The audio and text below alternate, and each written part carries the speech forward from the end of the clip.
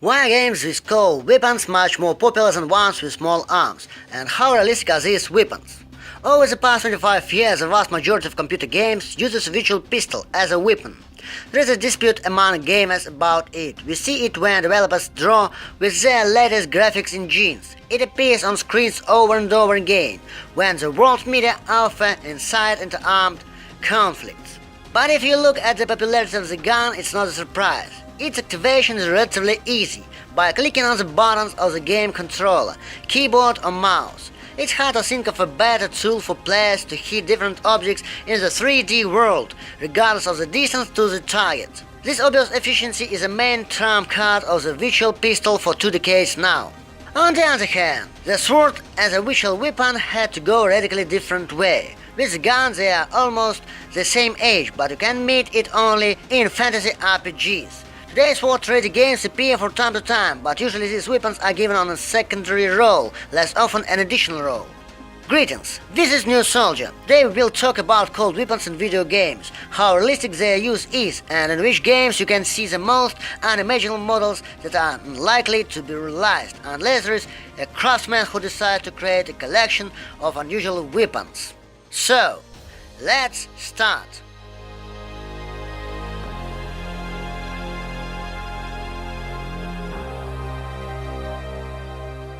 Why games with cold weapons so small in numbers compared to the games with small arms? The reason is obvious: creating a quality historically accurate and at the same time interesting game for this weapon is a very difficult task. Moreover, if we talk only about the games where the main character is armed with a sword and we've tried to start fencing in reality, then the difference between real and virtual fencing turns out to be a huge one. Why?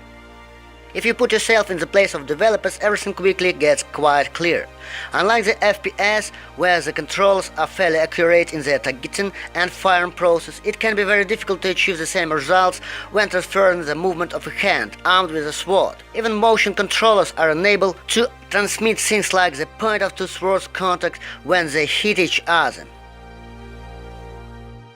In addition, if a body that leaves a firearm battle always leaves one point and flies in a straight line, the sword can strike from different positions. You can strike from the side, over the head, diagonally, and even from below. You can chop, stab, or attack using your handguard or pommel. There is a great variety of attacks, defense and combat techniques in general. Also note that in medieval fights no one warded off blows with long swords. The length of the blade was chosen in such a way as to protect the attacker's body, and at the same time to be able to inflict deadly blows on the enemy.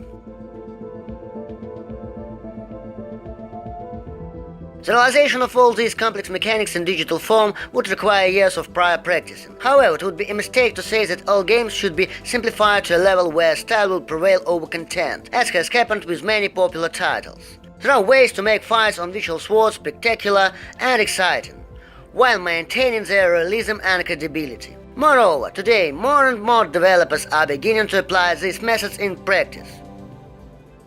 These studios include Tom Banner, the creator of the team game Chivalry: Medieval Warfare, which gives the player full control over the hero's actions. When making the game, Tom Banner took an empirical approach, where everything that happens on the screen not only looks but even feels natural. However, we should note that the virtual battle should still be different from the real one. Real fights are very fast, and if you don't respond to the attack properly in time, it will not end well. In computer game, it's not really comfortable to maintain this speed constantly, because the blows are coming from all directions. In virtual fights, attacks must be slow and more predictable in order for the defending player to be able to ward them off. But here comes a new mystery: how should protection be carried out then? In some games, all you have to do is just pressing a button. Chivalry offers another block, which is triggered when your position and the moment you press a button coincide with a certain window that appears when your opponent swings.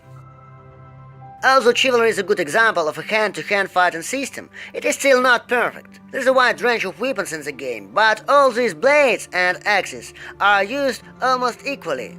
In fact, this game was difficult to implement otherwise.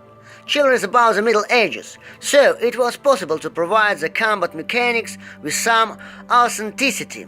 Have you ever played Chivalry? How realistic do you think the game and the weapons used in it are? Talk about it in the comments, and we'll go on.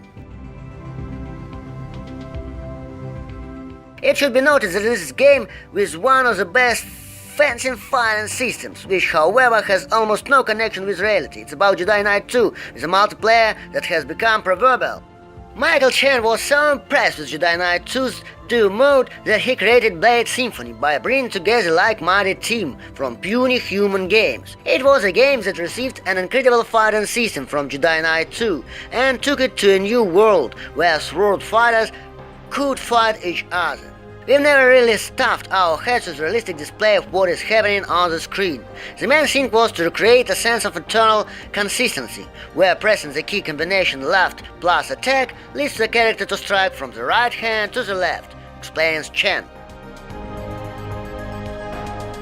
The difference between the style used in Skyrim and how the sword should behave in three-dimensional space is the ability to point the weapon at different angles and in different directions. Blade Symphony is different from Chivalry in many ways, primarily because it breaks many of the rules that make Chivalry attractive to players. The more dynamic fighting system in Blade Symphony involves a lot of animation effects that in general aren't really necessary in a good hand-to-hand fighting game. The difference between Blade Symphony and, say, Assassin's Creed is on a completely different level. We gave the players the opportunity to adjust the direction of the shot after it started, so they get more control over the sword. Going back to talking about the difference between Blade Symphony and Chivalry, it is worth nothing that if in medieval warfare weapons become active only during attacks, in Blade Symphony it is active always. In other words, the sword is always ready. The difference between Blade Symphonies and Chivalry's approaches makes it clear why they were so difficult to create. The fact is that today there is simply no quality engine for the development of hand-to-hand fighting games. Besides, there is no generally accepted set of rules for real sword fighting techniques. Most of the knowledge about this subject hasn't reached our days, and a few remaining sources were written in medieval German and Italian. This means that the information contained in them requires careful translation and interpretation by specialists for reliable transmission. Therefore, even if you try to accurately portray the fight with swords, there is no guarantee that you have laid the right techniques in its foundation. The similarity of the two above-mentioned games is that both of them are reduced to the art of defeating the enemy with a long iron stick, and for the vast majority of players, hand-to-hand fights appear somewhat different. Most often they are part of some other game, usually RPG. Creating such games requires a lot of resources, so in most cases developers are very limited. There is one studio that is trying hard to bring sword fights beyond the effortless clicking on the monster until it falls to the ground. We are talking about the Polish CD Projekt company, and it's the Witcher franchise that has grown from an unknown RPG into one of the most recognizable titles in the industry. Together with The Witcher, its combat system also grew up. In the first part, which was released back in 2007, Geralt's mechanics was incredibly simple. The player was only required to click on time, following the hints that appeared on the screen. Although the player was required a great sense of smartness and attention, such mechanics can hardly be called interesting and attractive. We've received a lot of completely different reviews, says The Witcher 3 gameplay designer Andrzej Kwiatkowski. A lot of people like the game a lot, but a lot of people characterized it as something wrong. Then instead of continuing the same, we decided to create a more flexible system with a bigger potential. That's why the combat system in Witcher 2 presented itself to the fans as an advanced one, completely in real time, with different types of strikes, special movements, overtunes, blocks, and the like. To some extent it was also based on historical techniques. We consulted with historians specializing in that period, said Kwiatkowski. Besides, there are a lot of people on our team who do historical fencing as their hobby. The continuous attempts of the guys from CD Projekt to create an authentic, interesting and easy to inherit combat system in RPG for several years is a clear demonstration of how difficult it is. However, the more interesting it is to see what happens next. And what do you think? What will happen? Share your opinion in comments. We are moving on to the most unusual swords that you can see in the games today. World of Warcraft. Sword in the game has a pile of free space between two parts of the blade, which turns into a real fork. All such swords have the same problem. Firstly, there is no use of the fork, and secondly, the void inside creates weakening of the structure. The Void has no stiffening rib either inside or outside, continuous rounding only. It forms a place where the enemy blade will slip to. It will split off very quickly, even if you don't think about the uselessness of the idea itself. Soul Calibur. Sword in the game is ordinary, but only until it turns into a whip. And in battle it's good and it kicks their legs off, well, if someone decides to run away suddenly. It's simple, it's a fiction from a purely constructive point of view. How does it turn? Even if we assume that there is a sprint that stretches somehow under the influence of a completely monstrous force of waving and then gains again, it would quickly spread out and weaken. That if you lower the moment with an incredible force. Besides, the purpose isn't clear. What if the target is not the cutting edge, but on the contrary, the gap with the rope? What if it gets stuck? What if it gets tangled up as a bagel? One last thing, how do they defend themselves? If the sword structure is movable, it won't hold the impact. Strider.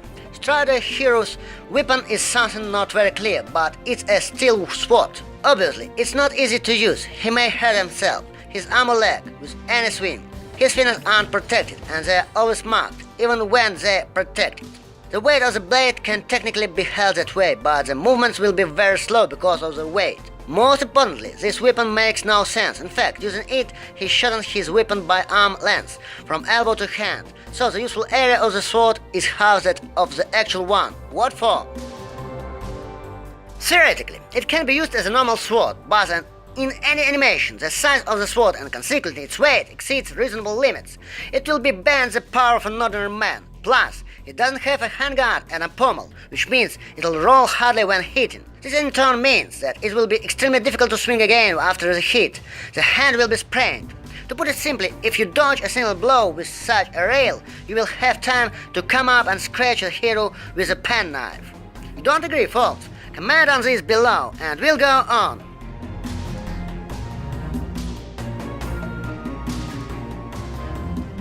Final Fantasy VII. The sword in this game is a huge weapon, but it doesn't look like anything that really goes beyond what is possible, even though it's bulky. The thing is ridiculous purely in terms of its weight. It's just a steel plate. There's no point in sharpening it. You can squash with it if you have enough strength to lift it. Technically, the sword is real. They take a sheet of steel, blind and temper it. It's better not to make holes, they are very uncomfortable there. Although, with the overall width, most likely they won't affect much, and the sword won't be broken because of them, but because of the disproportionate width of the blade, weight and width of the handle. The shank is too thin. Even its resonance can damage a hard surface if it hits hard. Actually, there are two main problems with weapons in the games. The first is the discrepancy between the weight and the real forces of a man. Okay, let's leave that to the superpowers of heroes. But the main thing is a mismatch between the weapons taken by the authors of the universe and the protective equipment. That's it. If you like the episode, don't be stingy to press the bell to not miss the new videos on the channel. And if you have something to add, make sure to do it in the comments below. See you later, folks.